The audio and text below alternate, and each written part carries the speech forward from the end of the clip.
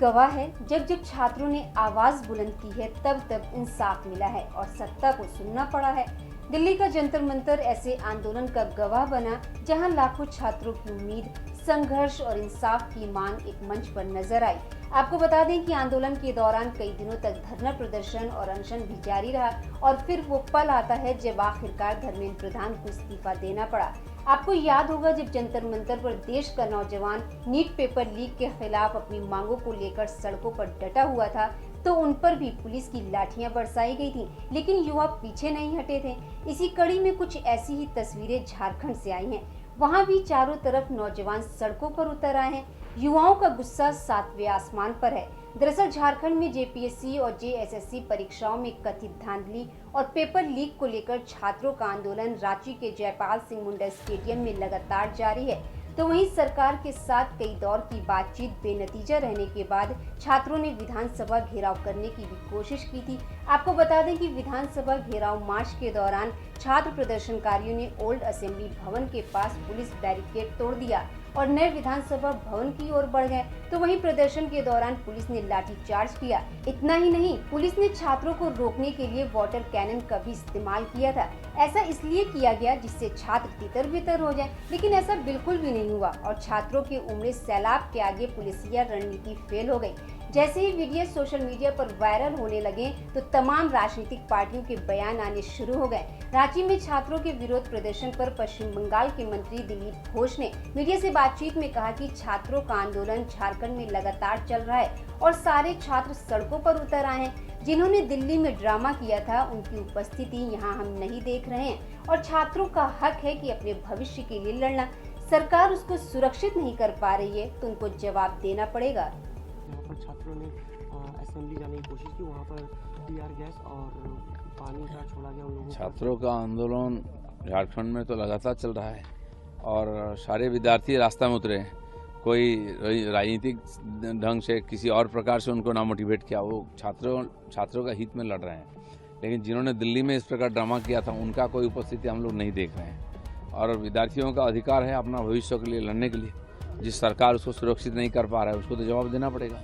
दिल्ली तो वहीं झारखंड में छात्रों की ओर से किए जा रहे प्रदर्शन पर केंद्रीय मंत्री गिरिराज सिंह ने कहा कि छात्रों को धन्यवाद, लोकतांत्रिक तरीके से अपनी आवाज बुलंद कर रहे हैं। साथ ही विपक्ष को आड़े हाथ लेते हुए कहा कि तिलचट्टा गैंग यानी कि राहुल गांधी, अखिलेश यादव, कांग्रेसियों का चेहरा बेनकाब हो गया। उन्होंने आगे कहा कि यही राहुल गांधी प्रयागराज जाएंगे देश में अराजकता फैलाने के लिए, लेकिन तिलचट्टा पार्टी झारखंड, पंजाब नहीं जाएंगे। देखिए, उनको धन्यवाद देना चाहिए। वो लोकतांत्रिक तरीके से प्रतिकार कर रहे हैं। तो शुरू से कह रहा है सीबीआई से जांच करो और तो कुछ कह नहीं रहा। सीबीआई से जांच करो तो सीबीआई मानने में क्या दिक्कत है, क्योंकि झारखंड मुक्ति मोर्चा के लोग ही झारखंड पब्लिक सर्विस कमीशन में वही लोग हैं, वही लोग थे। 3 जो रिजाइन किए उसमें से एक तो उनके पार्टी के अधिकारी की पत्नी थी। तो ये लोगों को शंका है। वहां की बाहरी सरकार सोरेन की, वो उनका जवाब नहीं दे रहा है। लेकिन तेलचट्टा ग्रुप का राहुल गांधी, अखिलेश यादव, कम्युनिस्ट, कांग्रेस, सबके चेहरे बेनकाब हो गए। क्या ये देश के नौजवान नहीं हैं?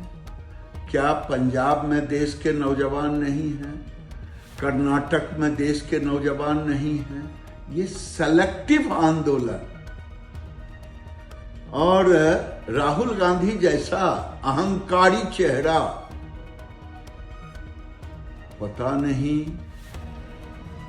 देश की जनता की भावना समझते हैं कि नहीं। राहुल प्रयागराज जाएंगे देश में अराजकता फैलाने के लिए, लेकिन झारखंड, पंजाब और कर्नाटक नहीं जाएंगे।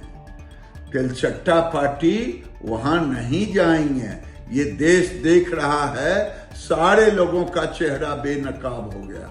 तो आपने सुना, गिरिराज सिंह ने साफ तौर पर विपक्ष को तिलचट्टा पार्टी करार दिया है।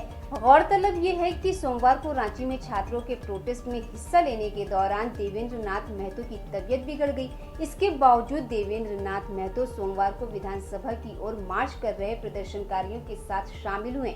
आपको बताते चले कि वो झारखंड के पूर्व मुख्यमंत्री शिबू सोरेन की तस्वीर लेकर पहुंचे और मीडिया से बातचीत करते हुए कहा कि सरकार लाठी, गोली और बंदूक से नहीं चलाई जा सकती, सरकार लोगों को संतुष्ट रखकर चलाई जाती है। झारखंड सरकार का कहना है कि छात्रों की 98% मांगे मान ली गई हैं, लेकिन छात्रों का कहना है कि जेएसएससी सीजीएल की परीक्षा का रिजल्ट रद्द किया जाए। छात्र लगातार अपनी मांगों पर अड़े हुए हैं। उनका कहना है कि उनकी सबसे अहम मांगों में से सीबीआई जांच अभी स्वीकार नहीं की गई है। इसी वजह से आंदोलन जारी है। अब सवाल सिर्फ परीक्षा का नहीं, बल्कि लाखों युवाओं के भविष्य और उनके भरोसे का है। जब युवा सड़कों पर उतरकर अपनी आवाज बुलंद कर रहे हैं, तो सरकार को लाठी और पानी की बौछार से नहीं, बल्कि बातचीत और समाधान से जवाब देना होगा, क्योंकि लोकतंत्र में युवाओं की आवाज दबाई नहीं, सुनी जानी चाहिए। अब सभी की निगाहें इस बात पर टिकी हैं कि देश के भविष्य के हक में क्या फैसला आता है।